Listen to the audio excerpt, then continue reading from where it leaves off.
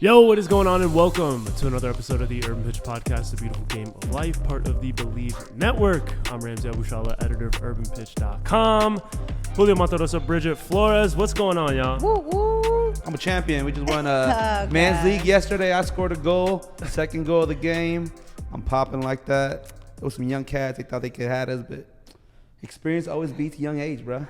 Congrats, Julio. On the, shout out to the team. We did that. Yeah. But we are coming off 200th episode.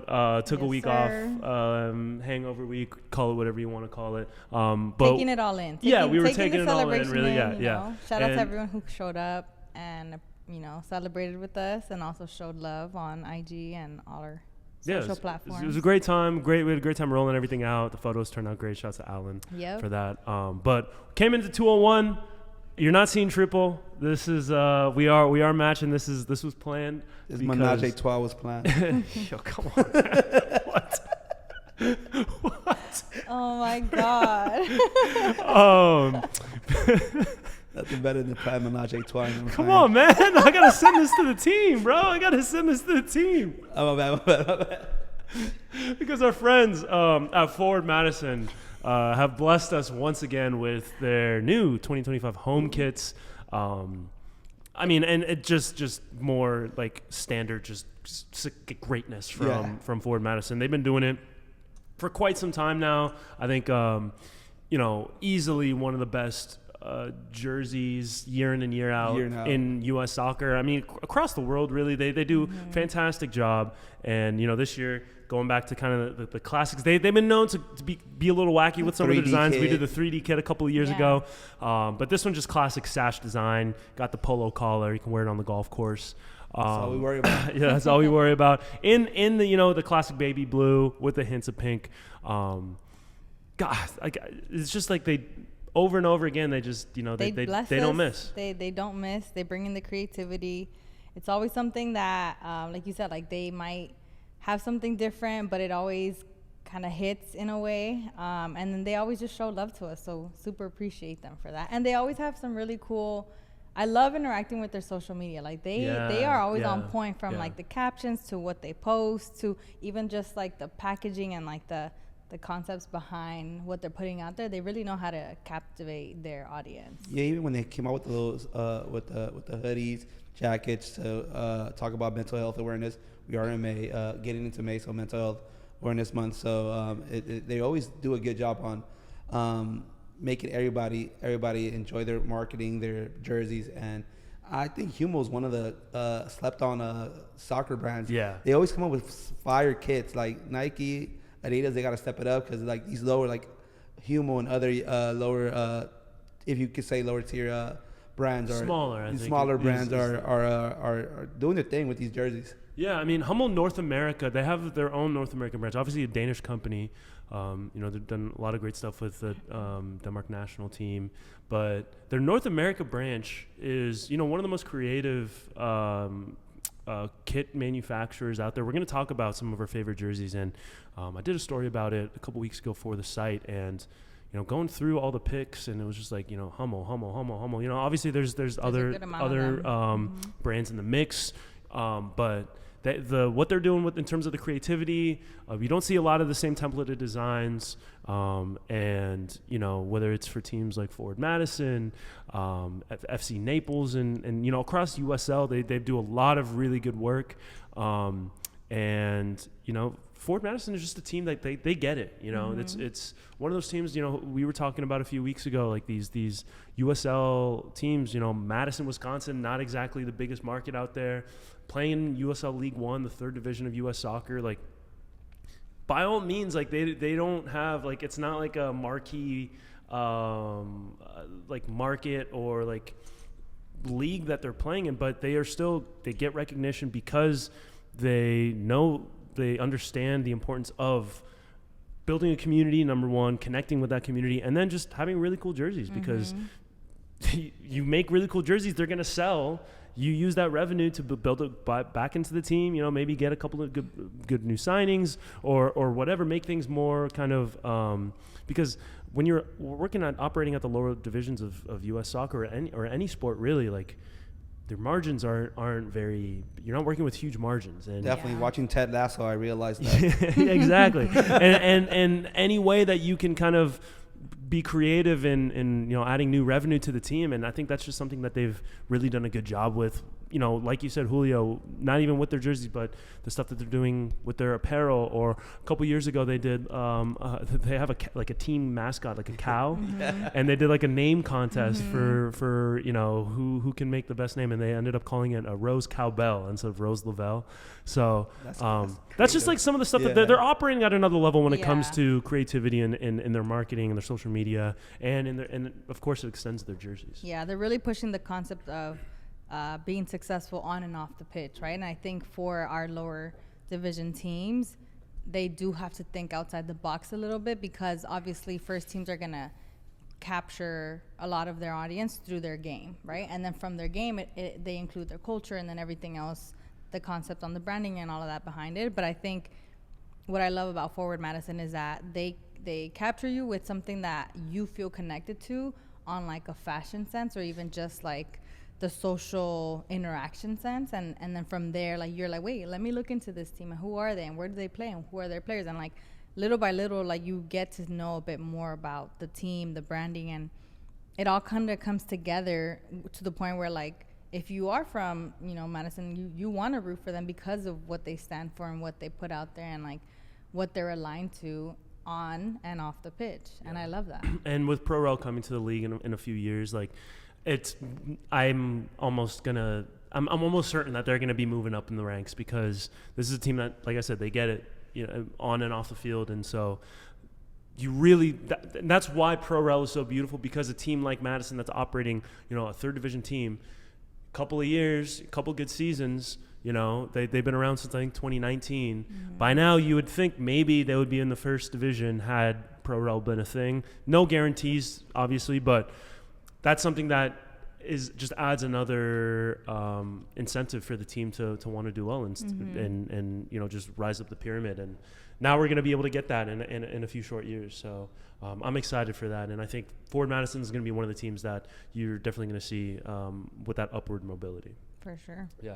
If I'm ever in Wisconsin, I have to catch a game. I don't know when that's going to be. Maybe I'm like another place to go visit that we have to add to the list. For real, man. No, but like my cousins and friends went to go watch a Green Bay game there, and it shows like the community there, like even people like welcome into, like, because they have houses near the stadium, like welcome into the barbecue. It shows like there's great people there. Yeah, I've been to Lambeau. I think it was in 2017 or 2018. We went. Checked it out, dude. It's amazing. Like, it's right in the middle of a neighborhood. People are selling parking. You park in the driveway, $50 or whatever. But they come out, they tailgate. We were out there. It was like 30 degrees. 8 a.m. just hammering Miller Lights. Like just a great time. And hammering, I mean, lights is crazy. Yeah. It's another experience, and I think they're building off that. I don't know, like, Americans not historically great at geography. So if you went up to the random American sports fan and asked them where Madison was, I don't know if they would be able to tell you. So this is just something that, like, connecting to their local community and also spreading out into, because if you're in a U.S. soccer fan or you're tapped into the U.S. soccer community, you know what Forward Madison is. And so that's something that I think they've done a really, really good job of doing. But speaking on this, U.S. Open Cup is happening, and we've gotten to see these jerseys from the lower division teams across the U.S. And I think that's one of the great things about the Open Cup, in addition to all the divisions playing against each other. MLS, taking kind of a step back on it. And we've talked about this, not exactly the best, but we still get to see, teams from USL or even NPSL or UPSL, the Alfa Arlitos of the world, take on, other leagues and other teams, and we get to see jersey combinations that we necessarily haven't seen or don't regularly see. And Forward Madison, not in the competition still, but they were in it and they got to show off their jerseys. What are some of the jerseys that you've noticed, whether in the U.S. Open Cup or across, USL, NISA, NPSL, some of the lower division kits that you guys have seen that you enjoy? I think that one of the most creative ones I've seen is those Vegas lights that have the happy face inside the shirt. So that was a couple of years ago. Yeah, when they celebrated, they put the jersey over their head and had a happy face on it. That was a real good one. The article showed a Portland Hearts jersey. Hearts of Hearts of Pine. Hearts of Pine. Sorry. Yeah. So it was a beautiful jersey as well. But there's a lot. Yeah, we have talked about. I think when we're talking about this, Las Vegas Lights always comes to mind because we've talked about how we've seen them be super creative with their jerseys and they stand out. Too creative. They one year, I think they had like 12 or 15 Yeah. different I jerseys. think at one point, we definitely they were doing covered like something a like new that. kit every week or something like that. And I mean, some of them were Going wild. crazy. Yeah. They weren't winning, so might as well do something. I mean, hey, it was working and it got our attention. Yeah. But I think the heart one for Portland was really cute. That's another I Hummel love that jersey. one. Yeah. Yep. I also really, I want to shout out to AV Alta. I know that they're starting up their season. I think the whole process, like witnessing what they've been building from the very beginning in a community, in a city that loves the game and needs, a little bit more love for the game. They've done an amazing job, and from the stadium to the team that they're putting together to the jerseys that they have to the fan base that they're building, I really like their I think it's a third kit or away kit. It's like The a white cream. one? Yeah, with the stripe. Was it No, no. It's just the cream with the polo. With the polo, and I think it's like emerald green polo. It's like dark green. Yeah. Oh my God, I love that. That I shade really of love green their color scheme. Yeah, their color scheme is great. So That's not a hard. shade of green that you see on a lot of different jerseys. And I'm a big forest green shades of green fan, so that like really captured my eye, and I think that's one of like my favorite out there for sure. Yeah, I think the Alta, what they've done with, they're not just their jersey, but their logo is really cool. They're incorporating like the Joshua tree into like a lot of their imagery, and just the small stuff. Like I think they did like the unveiling of that the away kit, the cream shirt. They did like the jersey reveal video. It was like at a looked like a kid's birthday party, bunch of people, in the backyard, grilling carne asada, and then the kid opens up his presents and it's the jersey. So like stuff like that, very community driven. Exactly. And so that's, I think, the key to, especially if you're in a smaller market or you don't have like the means of an MLS side, like to just really tap into that local community and getting people to buy into their local team. That's the number one. And the teams that really have that support have bought into that. And so I think both, like, the Portland Hearts of Pine, really cool, AV Alta, really cool, Detroit City FC, historically another team that has really great fan base, and have had really good jerseys in the past. Their goalkeeper kits, they went to like the throwback, not really throwbacks, but for the like every team has their goalkeeper jerseys, and it's usually just like a standard shirt that's different from the like a lime green or neon yellow. What Detroit City did was they put their like Detroit teams, like other sports teams, so they had the Pistons and the Detroit Lions in their like colorways of their jerseys. So they did like the old like Grant Hill throwback Pistons colorway with the teal and like the golden red, and then they have like the blue and silver of the Detroit Lions. I think that's really a really cool like theme for their jerseys. Maine had a good jersey as well. Yeah. That's the Portland Hearts of Pine. Oh no, sorry, no. Well, you're right. I'm losing it. Long day, guys. Oakland Roots is also Oakland Roots, going like you back can't, to the community-driven you aspect seriously of it. you can't go wrong with Oakland Roots. Yeah, Oakland Roots. Ventura Fusion, just because for me, just because of what it symbolized. Usually, growing up, it was like most of the Ventura Fusion guys were like bounce back MLS players. So when you see them play, there's a Ventura Fusion. That's probably a guy that is trying to fight to get back in the league. So like, it's a lot of great jerseys. Yeah. Also, there was I think. I don't know, maybe it's the cream shades, but the Omaha, the Union Omaha, Union their Omaha. cream one was hard too. Yeah.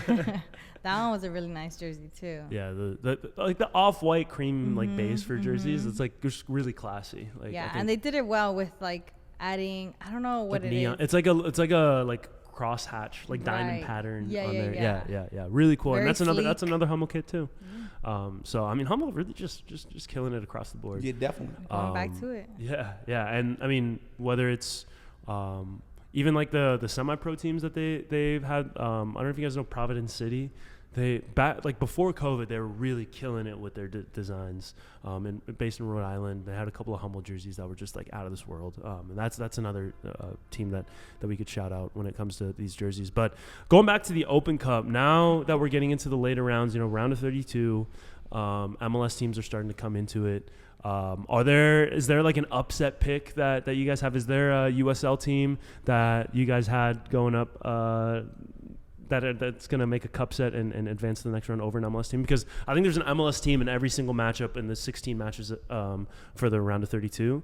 So I don't think MLS teams are going 16 for 16. We're going to see mathematically, there's going to be maybe one or more cup sets. I'm going parlay all 16. Yeah, hey. Risky. I'm going parlay all 16. Is there a specific matchup that stands out to you guys? Not that I can think of, just because like the teams that I really want to win they're already out. The U.S. men's national team, just because of the backstory, they were beating young kids. I believe they beat the Sporting Kansas City team, right, 2-1 with 2 penalties. So, and just hearing the people in the background just say, they're too old, like they're retired, or something. Right. Yeah. Getting into it. So after that, honestly, I'm not gonna lie, I tuned out. But Antelope Valley is still in there. Mm-hmm. Hopefully now they're the home team. So. I mean, I wouldn't be mad if AV Alta made it all the way through and, for their first year kind of did something big and took it all the way. Yeah. I don't see it, but yeah. Yeah. I mean, right. I mean, one can dream, right? No, yeah, because I can remember back when Eric Ronaldo had the, what's it called, California something? California United or something like that. They made it. I believe they beat Seattle, and then they had Portland, or it might have been vice versa. Oh no, it wasn't California. It was the Cal FC. Silverbacks. No, he had like it was just a lot of bounce back MLS players. He had Cal FC. They beat I believe Portland, or they beat an MLS team, and then they went to I believe round of 16, and the following MLS team was like, oh, this is not gonna happen. We're gonna. I think they barely lost like 2-1. So there's always room for upsets. So that's what I like about the U.S. Open Cup. Yeah. These little teams that you don't think they're gonna make it far, or having Sacramento making it all the way to the finals. Mm-hmm. That's why I have. So they're playing San Jose, and there's a lot of talk on San Jose bouncing back and making a turnaround, Bruce Arena, and all this and that. Haven't really seen it so far this season, and I think Sacramento's a team you can never count out. They're the team that feels a little bit jilted by MLS, and they might come into these matches with a bit bigger of a chip on their shoulder. Mm-hmm. Speaking of which, they have fantastic jerseys this year, also made by Homo. And so I think that's a matchup that I circled. Colorado's playing New York, and our guy Abraham is there. Mm-hmm. So we'll be watching for that. Yeah, Abraham should win. Yeah, New York sucks. Just Abraham fans.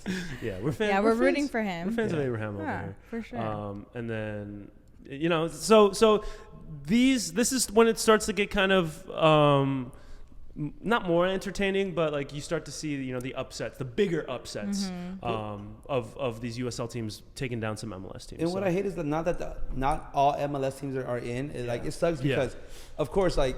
Sometimes MLS teams are worrying about other cups, so they don't put their A team.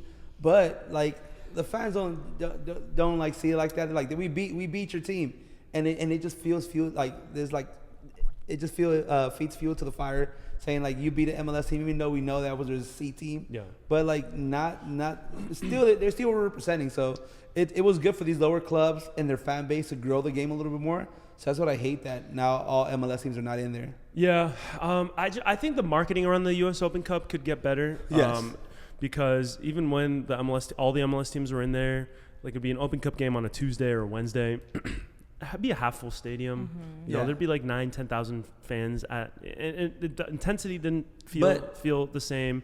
And I think if it's not like the fans don't see it as the same level as MLS. Like it should be like it's the oldest competition in the country, right? This is something that we should be embracing as soccer fans, and it's still not embraced. And you could put it down to a bunch of different things, whether it's MLS going out of their way to not take that competition seriously to the point where they're pulling teams out. But if you're the organizers of this tournament, which is U.S. Soccer, like you should be putting a little bit more into this to where like people are getting excited where teams like El Farolito are making big runs, or, you know, like a couple of years ago, Sac Republic made it to the final. And like that really wasn't being talked about outside of like diehard Open Cup fan circles.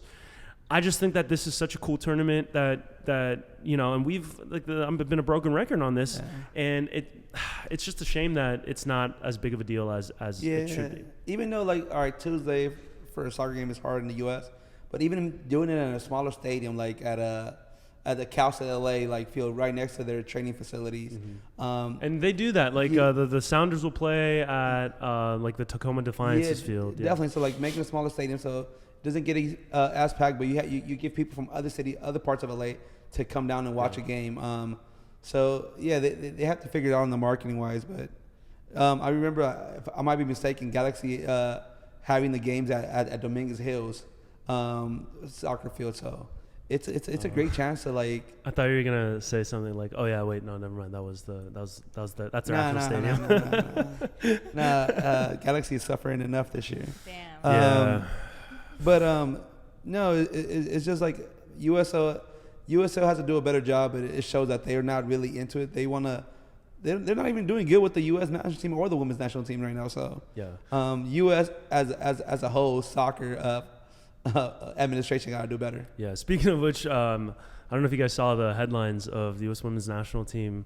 They're getting sued because they lost the She Believes Cup to Japan. So a little like brief background. You don't like it's an incredibly silly headline, and they lose to Japan in the She Believes Cup final 2-1. I don't even know who this person is. They go file a lawsuit. A pretty like it's like significant amount of like how much is it? $100 million because that person felt that the U.S. women's national team didn't try hard enough to win. And while I don't necessarily like see the connection between the lawsuit, I think we should normalize suing teams after bad performances. Can you imagine? But I think it goes back to like both men's and women's national team for the U.S. Like we were spoiled with two teams that they will fight. Yeah. That 2010 Landon Donovan goal against Algeria, like last minute, and then like these two teams, the new women's national team, the new U.S. national team, they have a lot of great players, but like I feel like they walk into fields feeling like they won prior to even playing. Yeah, like if we're being honest, if there's a team to sue though between the men's and the women's national team, it's got to be the men's team. Like after some of the performances that they've had in the last few competitions, women should get sued as well.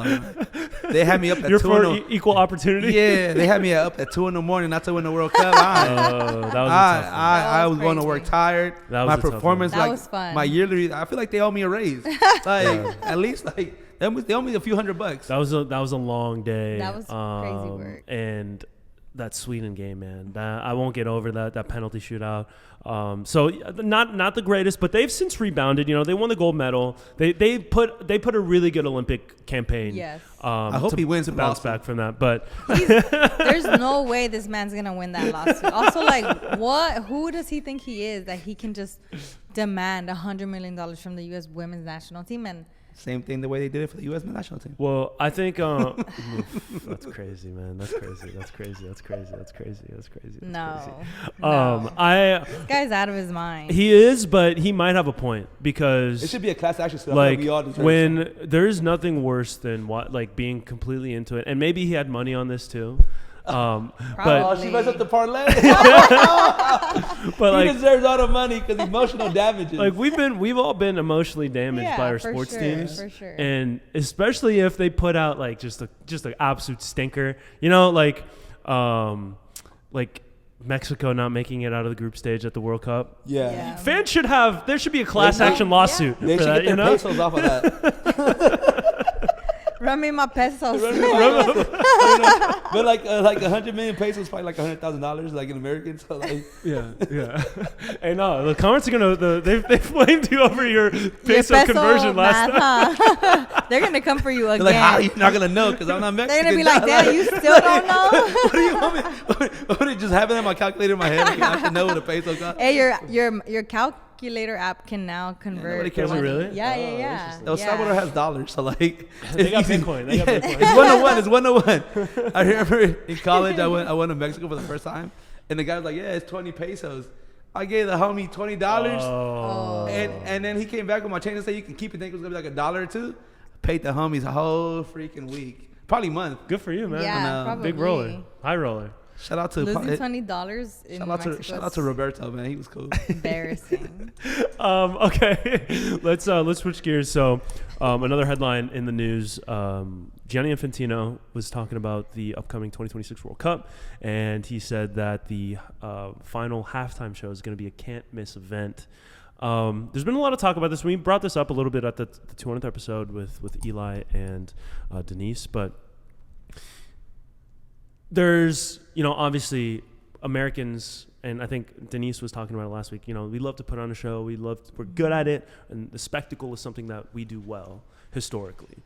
And, World Cup, was it Whitney Houston that performed at the 94 games? She did like the opening in LA.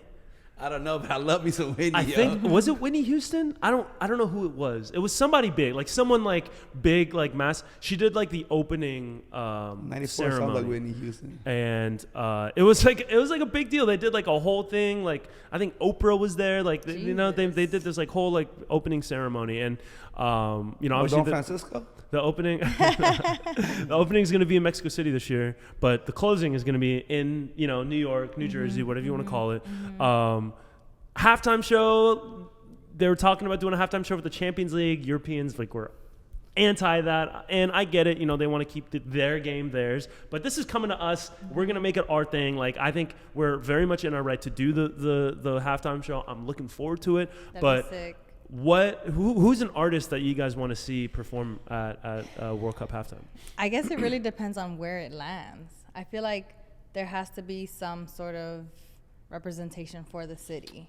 So it's going to be in New York and New Jersey. Because the NFL did a whole Drake, and then it was a whole backlash because it should have been Lil Wayne. But I don't think it has to be representation. Kendrick, I'm sorry. Kendrick, I don't think it has to be a representation of anything. I think it just has to be like a big show because we're American and we're better than y'all. Yeah. So in terms of representation, I think it needs to be like a globally recognized artist, obviously, because as much of a bubble as Americans love to put ourselves in, and calling the Super Bowl the biggest sporting event in the world, or the world champions in NBA, basketball and baseball and all this and that. But we can't just have an American artist. Well, I mean, if it is going to be an American artist, they need to have a global, we're talking massive global tours. You guys remember Justin Timberlake when he got pulled over and he's like, it's going to ruin the tour. And the cop was like, what are you talking about? He was like, the world tour. Did you see when that? he got his DUI? Yeah. Yeah. I hadn't seen that, I mean, man. it didn't really impact him. He was still doing his thing. So it needs to be someone on that level that is going, selling out stadiums around the world. And unfortunately, the artists that maybe we want to see, I don't know, Kendrick Lamar has done global tours. Yeah, but I don't think that he did the Super Bowl and that was amazing and it was great for that. But it needs to be, as much as I hate to say it, like a Taylor Swift type person who's people are flying, Americans are flying to Sweden or wherever because it's cheaper to see her in Sweden than in here. I don't want to see, for the record, I don't want to see Taylor Swift. I will clarify that. I will boycott it. Was my album. We're not Swifties over here. No, not on this side. Swifties, don't flood my mentions. That's fine. But it's gonna have to be somebody on that level. And I was trying to think about it, going into this episode, who is on that level that. You would want it to be an American artist, but I don't know if it has to be an American artist. Who's selling out global? Karol G. Karol G she was going crazy the last 2 years. Mm-hmm. She did the first global international tour as a Latina in reggaeton. Her Netflix series comes out May 8th, so be ready to have me here talking about that the whole time. But in that, she got the Barcelona jersey too, and right? she got the Barcelona kit. Yeah. She got the collab. I mean, she's Colombian, so Colombians obviously have a big love for soccer. But I think for me, like, that's someone that I could definitely see. Like, I think of Karol G, and I think of, like, she could be the 2026 World Cup performer in the same way that Shakira brought out the anthem in 2010. Yeah, I feel like that passing the torch moment. Yeah, that could be a pass the torch moment. And I could see her killing it and making it a big moment for the game and taking it on a global level. Yeah, it could be also like a We Are the World type thing where it's like, you know, like bringing a bunch together. of different artists. Maybe, you know, you get like your Burna Boys, you're like, and I feel like she would be like a great person to collaborate and bring a diverse group of people and together. her music too is like, so like it flits through so many it's different very genres. fluid, from like Afrobeats to the Latino reggaeton to even like straight up hip pop, hop, like straight up pop, you know, like 100%. So that's who I envision. That's who I would put out there. I would also kind of share like Bad Bunny. I mean, Bad Bunny's big too, and he does have a global market. There's rumors that he's about to do an Eras tour, so that's like, if he does that before the World Cup, that could definitely give him that up to be a headliner for sure. Yeah, it could also be Drake, which there's been rumors his that comeback. Gianni Infantino, he mentioned Drake like buying it. He said it would be a good idea or something along those lines.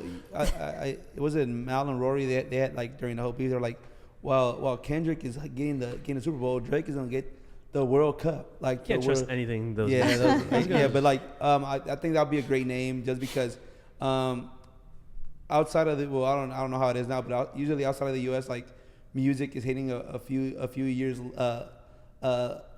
behind on. You think so? Yeah, definitely, because I remember going back to El Salvador and like y'all listen to this, it's cool.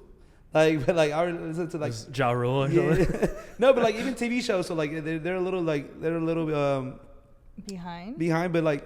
But now we have more streaming options. Definitely. So, but I think he's a big enough artist that he is loved everywhere, especially Canada. He's a Canadian. Canada is gonna be one of the sister hosts, or brother hosts, whatever you want to call it. But I think that'll be a good name as well. Yeah, I like Taylor Swift, Drake. Like, those are the two like names that really. Beyonce, I think, is a third one.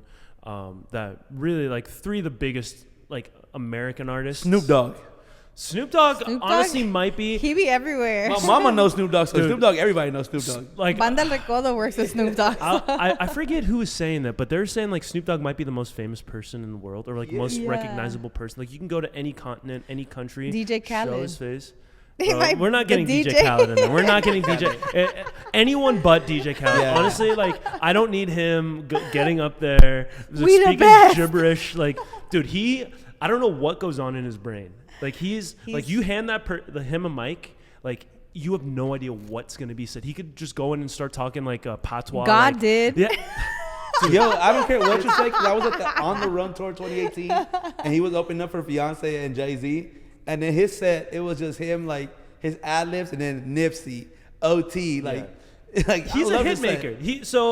Like, you know, say what you will about DJ Khaled, he knows what it takes to make a hit, and he does that. He has that, you know, say like, what does he do? He brings people together, and then they make like a lot of really good music. We Are the World. But he low key, dude, he might. Doesn't he have a song out there about like? He's gonna be the one. It's gonna be like curated by DJ Khaled. I love it. And I will lose my mind. Yeah. I'm the one. It's my song, bro. He's gonna be like, I'm the one. He's gonna be like, Justin I'm the Bieber. one. No, we the one. Because we the best. It's gonna be DJ Khaled's halftime show. Yeah. Dude. That's what's gonna happen. I can't believe it. Yeah, man. that's Justin Bieber happen. put in a tweet saying that he wants to start working with people. Yeah. So that would be a good one too. He was turning up at Coachella. I'm a It's believer, gonna be bro. him and Benny Blanco plot twist. Benny producing and Justin performing. Benny Blanco is the definition. You ain't ugly, you just poor. Benny Blanco's hard. I love that guy. But so that when you say it like that, like that's like when you get money, like you get your veneers, like your Bosley or your Turkey. Like Benny Blanco was he just stayed to himself. Like you just see an old picture of like Ronaldo or like Tom Brady, and like before they had money and then they glow themselves up. He like kind of embraces it, which. But you can have a good attitude and be broke. It's not the same as having a good attitude. That's true. Having a good little bit of money. I don't know where he came from, or I have zero idea. I saw he showed up in Dave, and that was the first time I ever saw him. I was like, like he's playing a character or whatever. This guy must be some actor. Like he's a producer. And then I saw like he's playing himself in it, and I was like, oh, this guy's like he's like famous, and that was like one of the first times where I was like, you know what, like. Maybe the culture is like passing me by, and I'm just like stuck in like 2016. He's just so just so low key. Yeah, but 2016 he was working on music still. Like he's like long his for a credits, long time. Yeah, his credits are crazy. Yeah. He's so like, but he wasn't. Shout out to Benny Blanco. I'm just joking, brother. Yeah, don't be hating on Benny. But so like he has a very long history of working in music, and now all of a sudden Dave was like the first public appearance that at least I saw of him, and then obviously now he has this whole power couple thing that he's got going on. But he's a very interesting character to me because people say he's like an industry player and this and that, but you look at it, he's been working for a long time. His credits are crazy, very very long time, working on lyrics, music, producing. Like he's great.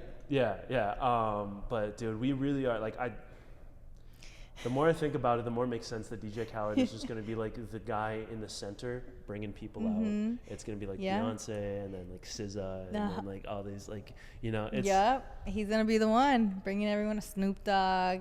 I can't believe he's the one that's going to tie everybody together. I'm not going to lie. He's going to find a Saudi Arabian rapper that's going to come out. Yeah. Like, he's going to bring them all. But if it's Drake, it's going to be like the petty tour because like he's going to not... Even though he has music with a lot of people, like if you didn't support him during that Kendrick beef, he's not bringing you out. Yeah, that's what's the lore with Khaled and Drake? Do they have beef or like what is there any animosity there? Because I feel like Khaled stayed pretty neutral, right? Yeah, he stays very neutral in a lot of different things. Like he doesn't want to.